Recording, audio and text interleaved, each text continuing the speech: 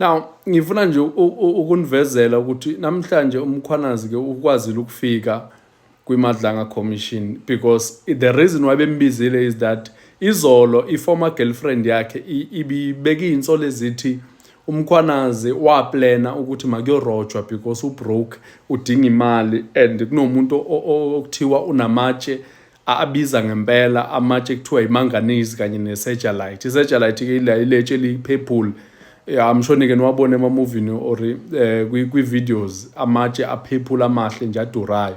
So isejalite lawo matshe lawo. So ufikile namhlanje umkhwanazi, and ngokubuka kwami engqondweni yakhe bekazitshela into eyi-1 ukuthi uzophika yonke into, ayikho ngisho into eyodwa azoyivuma ebekwe against yena. I'm sure bekabukele na izolo intombi yakhe, I mean i-former girlfriend yakhe, uma ibeka le insolo ngaphambi kwakhe umkhwanazi.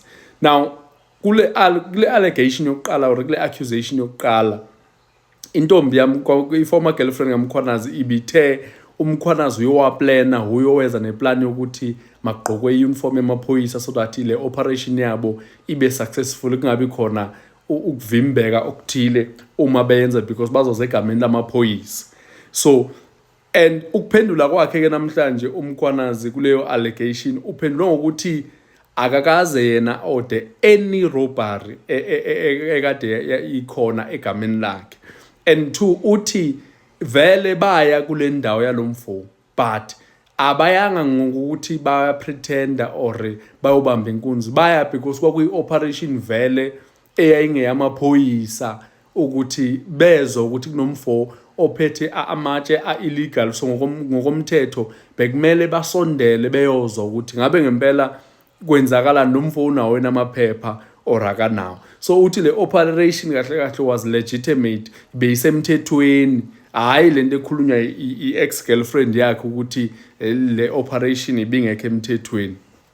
And enye into uthi yonke information wayithola because bekayithola kuma-informants akhe, so bekumela acte based on la information.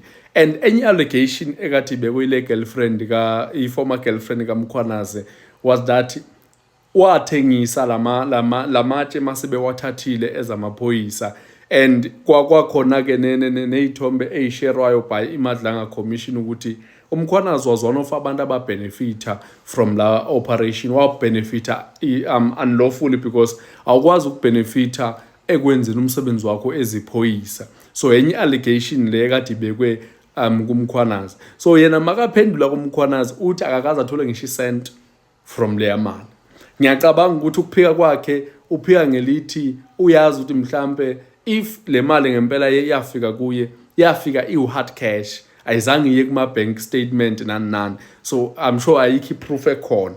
And 2 uthi umkhwanazi akekho umuntu one-proof yokuthi wayithola le mali, akunamuntu one-proof ukuthi imali wayithola ngempela.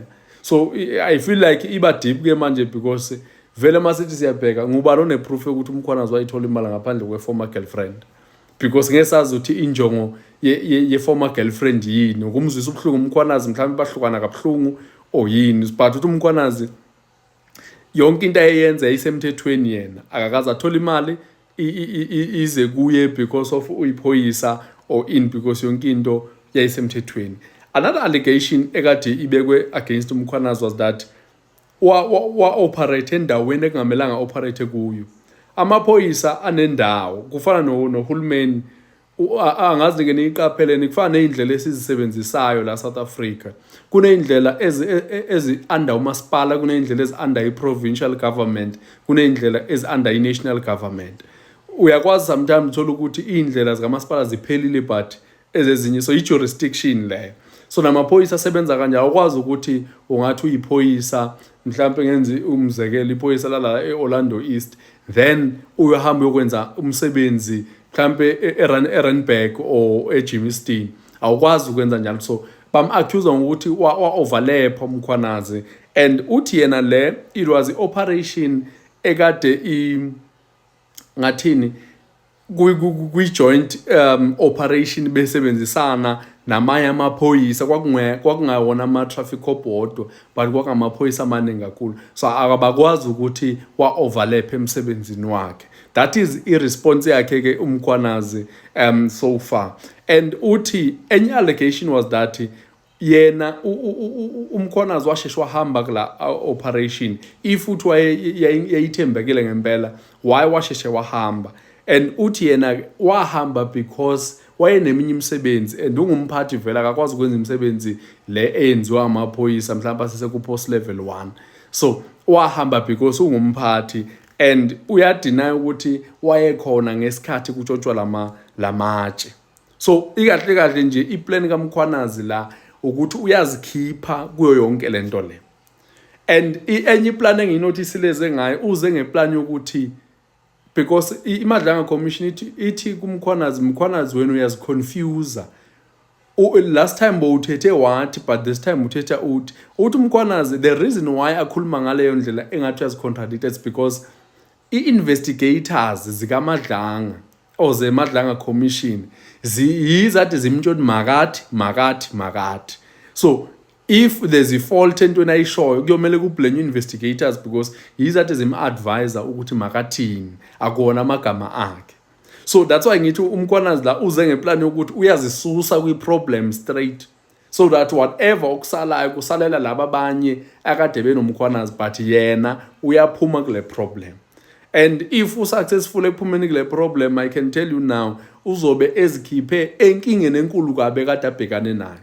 So I'm not sure whether uzokwazi ukuphuma successfully because already even if nathi abantu esibukele we can tell ukuthi as much as singenabufakazi obuphathekayo but you can tell ukuthi sikhona ismoke la khona la kushunqa khona kumkhwanazi, but okwamanje we'll just watch i-commission decide ngokwayo ukuthi ithini yona because kuyabonakala la ukuthi umkhwanazi akayimiselanga ukuthi le fight ayiluze engalwanga, uyimisela ukuthi uzolwa, and kuyabonakala ukuthi even nasemaphoyiseni baningi abantu abaphumile abagainst umkhwanazi, at the same time baningi abantu abazama ukuzidefenda because uku-expose kwamkhwanazi ku-expose nabantu abaningi kakhulu.